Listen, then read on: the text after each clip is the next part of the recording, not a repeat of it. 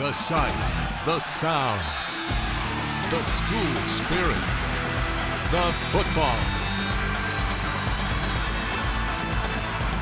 Get ready for Friday Frenzy with the WATE 6 on your side sports team, sponsored by Carson Newman University.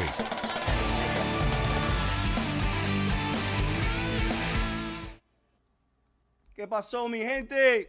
Aquí estamos. Buenas noches. Welcome to another night of Friday Frenzy. I cannot believe that we're through halfway through the season. High school football is on the way, and as always, you know I'm representing. You see me tonight by myself. My guy, Bo, he's going. He is going to the Detroit Lions game. He's going to have the best time. And as you know, we have to start. We have to start tonight with our tailgate food of the week. Are y'all ready for this? Oh, man. Oh, man. Hey, I am packing it. Wait a minute. We got some Taco Bell tacos, the 12-pack. I can do a couple of shoulder shrugs right here. You can never go wrong with some tacos at all times. Hey, let's get right here, with our Thursday recap from yesterday's game between Farragut and Bearden. Let's take a look at what happened yesterday. Well, it felt like a playoff game tonight. Really was. Mark Packer along with Austin Price. Bearden and Farragut, a great rivalry game, but playoff implications tonight in Region 2-6A. Yeah, and a great start to the game on both sides of the ball. Bearden would punch it in right here for 6. That gave the Bulldogs an early 7-0 lead. Yeah, 7-0 lead. Farragut hangs around, though. This is a fourth down. They had to have it. Burnett comes back to help his quarterback. One of 2 fourth downs. Yeah, 2 fourth downs. A 15-play, 80-yard drive. Admirals get in. Drummy ties the game at 7. That's where we were at halftime. Second half, the interception right here gives Bearden the opportunity to take the lead, and they will. Yeah, you look at how this game really kind of got going. It got going on the ground. And, you look at the success that Bearden offensive line had. Jajon Thompson really, really looked good. He gets in here. 14-7 Bulldogs. 14-7. You think it's over. Bearden is lining up for a field goal to take the lead. It's a blocked field goal, and then Farragut comes back to tie it at 14. Here it is right here. Blocked field goal. They Landon pick it Collins up. all the way. Yeah, all the way. 63 yards. Game tied at 14. We got a ball game with 8 minutes to go. You're exactly right. Bearden, though, would have an answer. They go back to the ground. Start ground and pound. They're driving. And then on a 4th down and 1. Look at this guy go. Jason Thompson, 137 yards, 3 touchdowns on the night. The Bulldogs start 2-0 in Region 2-6A with a win last week over Hardin Valley, tonight over Farragut. Big step towards the playoffs. A lot of important games coming your way on Friday night, but the final score tonight, Bearden gets the win over Farragut, 21-14. Man, I've been saying it for weeks. It is all about the special teams. What a block and what a return. Ball for a touchdown. And then we have our game of the week, Powell at Halls. And, Halls trying to be 6-0 since 1996. Our own Casey is right there at that game.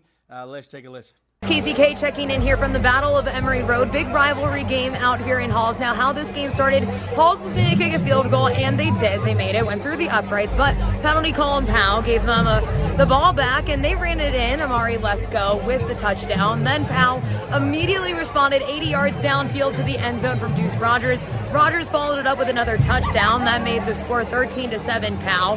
And then Halls, they go down the field. They get another field goal. They kick an onside kick and recover it. They look like they're within scoring range. Interception thrown. Powell gets a hold of it, and that proved deadly for Halls as Powell was able to capitalize on that score again before the half was over. It's 20-10 at half. Very exciting one out here, and I expect the same thing in the second half coming up. Muchas gracias, Casey. Man, what an intense game over there. And again, we're talking about onside kicks. We're talking about special teams. And speaking of special teams, I got a guy over there right now. We got Reese over at Anderson County at Carter and Pigeon Forge at Austin East. Let's take a listen to what Reese is saying. Hey everyone, it's Reese Van Haften checking in here at Austin East High School. I actually just came over from Carter. not looking good for the home team over there. Anderson County's up 42-0 at the break, as I'm sure you guys already updated us on. Nick Moog looks really good out there. He scored 2 touchdowns while I was out there. Isaiah Hall had a touchdown pass as well. So I left after it was 21-0, but Carter was struggling to move the ball. Anderson County was just ground and pound and then throwing it deep and making things happen. Now, here at Austin East, I actually just got here in time for a Pigeon Forge score. That's all they have right now, 33-6. A good homecoming. They're about to do the homecoming celebration over here. A good homecoming so far for the Austin East Road Runners. A big region win here if they can get it. They're stuffing the Tigers behind the line of scrimmage. Eventually the Tigers have pounded one in. Actually, Austin East had a chance over here as we flip around. They had a couple of deep passes. Got within like the 20 with about 10, 12 seconds left. Couldn't punch it in though. But up big at half. Gonna stick around for a little bit of the second half. Hopefully get some touchdowns from AE so we can run them tonight, because obviously if they're going to win this game, I don't want to not run any touchdowns. But I guess the way we conclude this is, I think Carlos is at the desk. I guess I should. Hey, we're back right here. Thank you, Reese. I actually had to translate that name of Roadrunners, as the University of Tennessee is facing UTSA tomorrow, and they're first in the Roadrunners. And the way that I translated it was Los Correcalles. So thank you, Reese. That is the translation for Roadrunners, Los Correcalles. And tomorrow, we're using that name a lot as we are making history here in Tennessee for the first ever Spanish broadcast for at the University of Tennessee, which is a huge honor that I get to be the play-by-play caller in honor of Hispanic Heritage Month. And with this Hispanic Heritage Month, I've been trying to bring every week a Hispanic player of the week. And let's take a look at the guy that I got to spend some time with this week.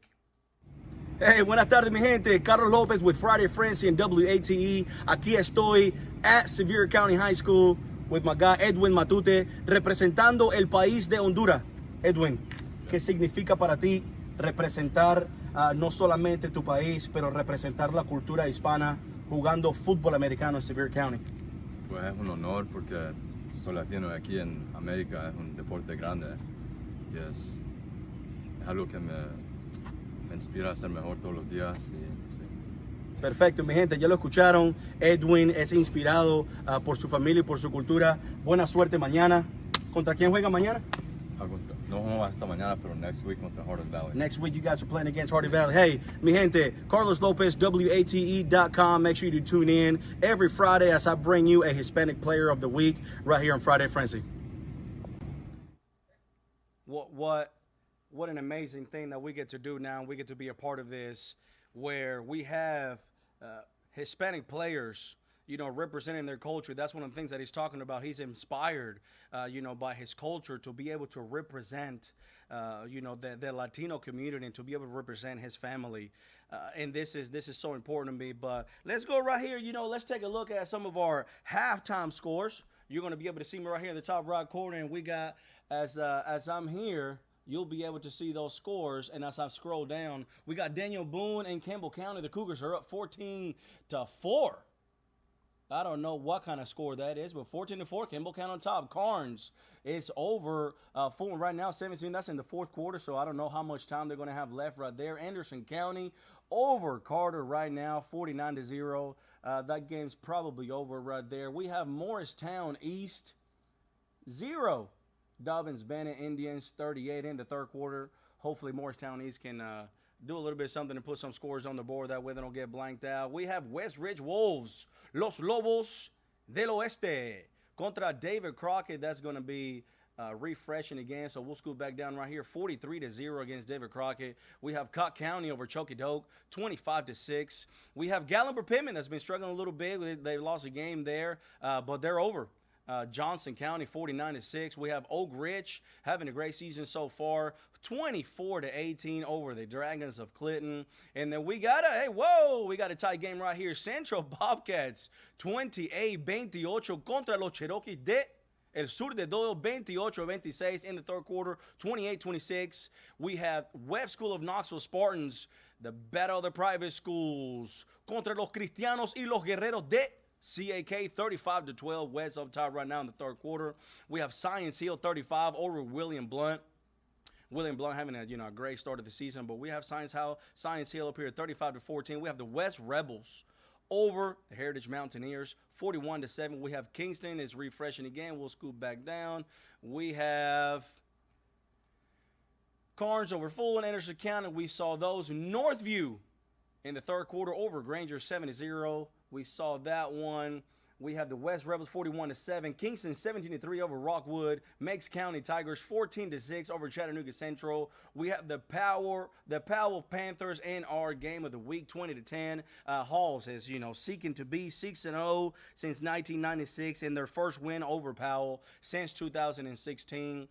I'm glad that we got this score fixed right here because earlier it was saying that Union County was 35-0 on top of the Tornadoes, and that kind of confused me a little bit, but they fixed it up right there. Alcoa Tornadoes 35-0 over Union County. We have Loudon over Sequoia 42-0 at halftime. We have the Greenville Green Devils, Los Diablos Verdes contra los Falcones de los Voluntarios 35-0. We'll scoot back down right here. We have Hampton 44-6 over Cloudland Highlanders. Marable Rebels picking up where they left off last week, 28-7 over Horton Valley. We heard here Sevier County's got a bye week this week, as Edwin told us, and next week Horton Valley faces against the Sevier County Smoky Bears. We have Coalfield in a tie game second quarter right here with 14-14 with Sequatchie County Indians. We have the Twin Springs 38-6 over Cumberland Gap. We have my Seymour Eagles. We are 16-13 over Cherokee right now. Seymour in their homecoming game today, so hopefully they can get the win over the Cherokees. We have Bledsoe County 21-0. We have Grace Christian Academy over Lakeway Christian 1-0. You know what? I'm just going to go with it, and I'm going to say they just kicked the PAT and they just subtracted the touchdown. We have the Tyner Rams, the Tyner from Chattanooga over Sweetwater 8-6. In the first quarter, Harriman 0-0 on Oakdale. We have Hancock County again. This game is right down here. We'll keep refreshing it right there. And let's go right here as we were talking about Powell and Halls being that game of the week. Our actual player of the week was actually from Halls as well. Let's take a listen to that. Amari, this past Friday, you went 9 of 16 in the air, 275 yards. When you break down those 9 passes, it comes out to 30.5 on average. What's been working so well for you in the air? My receivers have been getting open, so it makes it easy throws for me. And then they get a lot of yards after the catch, so it makes it easy. Hall started out this season relying a little bit more on the run these past 2 weeks, really been airing it out a little bit more. How exciting has that been for you? It's been fun. We've just been doing what the defense tells us to do and getting yards out of it. If we win, we win. It don't matter how. Your first full season starting at quarterback, when you look at your confidence level heading into week 6 compared to heading into week 1, how does it differ? It feels different now that seeing how the team plays together and knowing that we can win and everybody has confidence playing with each other. When I talked to Coach Hughes last week, he said he had such a belief and respect for you at quarterback. When you go out on the field and you know that your coach has full faith in you, what does that mean to you? Whenever I know everybody's behind me, it feels good. It means that everybody believes in me and they expect a lot out of me, so I have to provide. The Halls offensive line has been described as the heartbeat of this Red Devils team. How have they played into your success this season? Whenever I know that they're blocking for me and I know that they protect me and they always have my back, it gives me a lot to feed off of, and I always know that they got me. Coach Hughes has preached that this team isn't perfect, but you play with perfect effort. As a player, what does that sentiment mean to you? How do you embody it and how do you portray it out on the field? I always give my all no matter what the situation is. Losing, winning, it don't matter. I just play with my best, and everybody feeds off of everybody else. So whenever everybody's playing good, we're all right. Congratulations, Amari. You're our Friday Frenzy Player of the Week. Congrats. Give them some love, guys. Got to put that mic up right there. I just saw that that Powell is 27-17 over Halls right now. Again, Halls is trying to get that victory over Powell, their first victory since 2017, and Hall seeking to be 6-0. since 1996. Let's look again and see if we have any scores recaps right here. Those look about the same, 7-0. We just talked about that right there. Northview 7, 19-14, Cook County over Chuckey Dogue, 24-18 Oak Ridge, 35-14.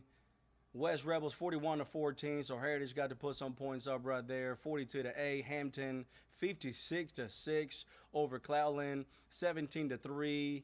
Those scores are looking about the same right there that we were looking at, and these are the same right there. Anderson County with a final score over Carter, 49-0. Hey, high school football still on the go. Thank you guys so much for tuning in. Remember, tomorrow we make history at the University of Tennessee for the first ever Spanish broadcast. Totally in Spanish. It'll be on utsports.com and on the Tennessee Athletics app. But hey, let's send it over to Ken for the weather. Y'all have a great night. Hey everybody, I'm Chief Meteorologist Ken Weathers. Looks very quiet as we go through the overnight hours. Clouds will be thinning out, temperatures cooling down. We're talking low to mid 50s for most areas. So kind of a crisp start. There could be some patchy fog in a few areas as well. Otherwise, through the day Saturday, the one thing you'll notice, some high cloudiness, especially east of Knoxville towards the Tri-Cities. This is from Ophelia, a tropical storm that'll make landfall early tomorrow morning along the Carolina coastline. Not much impact here other than the high cloudiness and some increasing winds as we go through the afternoon and early evening. We're talking winds maybe gusting over 20 to 25 miles per hour closer to northeast Tennessee and in the higher elevations of the mountains. The rest of us, just a pleasant day with that mix of sunshine and some high cloudiness. Maybe doing some tailgating tomorrow. Looks fine. 68 at 11 a.m. taking you up to game time. Right at about 80 degrees, the expected temperature then. That's about the high for the day tomorrow, and then we'll drop off in the low 70s. Just don't forget the sunscreen if you're going to be out and about at Neyland Stadium. Again, sun angle still pretty high at kickoff, but sun sets, of course, behind the press box for the second half of the game. We will be seeing some increased rain chances as we head into next week, which is good news all the way around. And to see more on that, you can always get the latest forecast at WATE.com.